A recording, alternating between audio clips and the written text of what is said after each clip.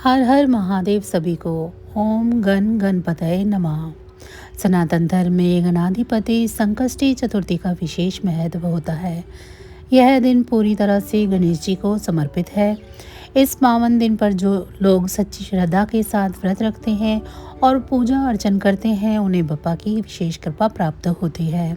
सनातन धर्म में संकष्टी चतुर्थी व्रत का खास महत्व है। चतुर्थी महीने में 2 बार आती है, एक शुक्ल पक्ष में और एक कृष्ण पक्ष में। यह दिन पूरी तरह से भगवान गणेश जी की पूजा के लिए समर्पित होता है।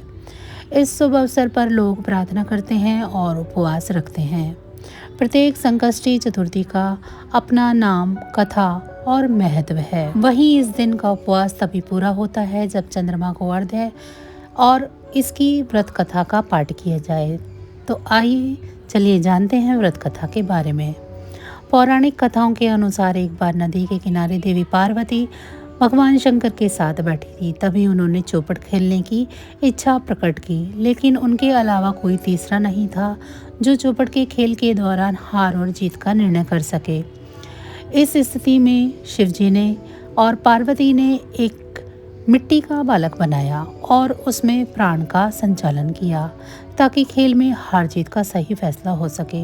इसके पश्चात पार्वती माता लगातार 3 बार विजयी हुई, लेकिन उस मिट्टी के बालक ने शिवजी को विजयी घोषित कर दिया। इससे देवी पार्वती को क्रोध आया और उन्होंने उस बालक को लंगड़ा बना दिया।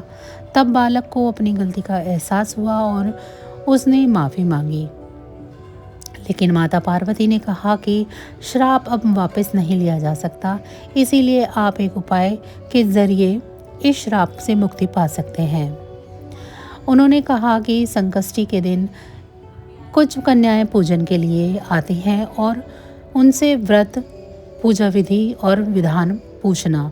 बालक ने ठीक ऐसा ही किया और उसकी पूजा से गौरी पुत्र गणेश खुश हो जाते हैं और उसके जीवन की सभी समस्याओं का अंत कर देते हैं। इससे बालक अपना जीवन फिर खुशी खुशी व्यतीत करने लगता है। चलिए हम पूजा विधि के बारे में जान लेते हैं। दिन सुबह सूर्योदय से पहले उठकर स्नान करें और स्वच्छ वस्त्र धारण करें।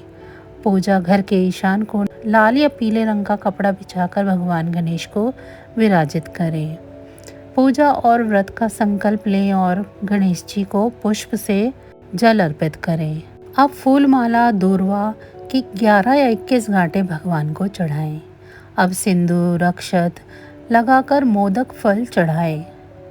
जल चढ़ाकर घी का दीपक और धूप प्रज्वलित करें। भगवान गणेश का ध्यान लगाएं। पूरे दिन व्रत करें। सूर्यास्त से पहले भगवान की पूजा करें। गणेश जी की आरती गाएं और गणेश चालीसा का पाठ करें। चंद्रदेव के दर्शन के बाद अर्घ्य दें और व्रत का पारण करें।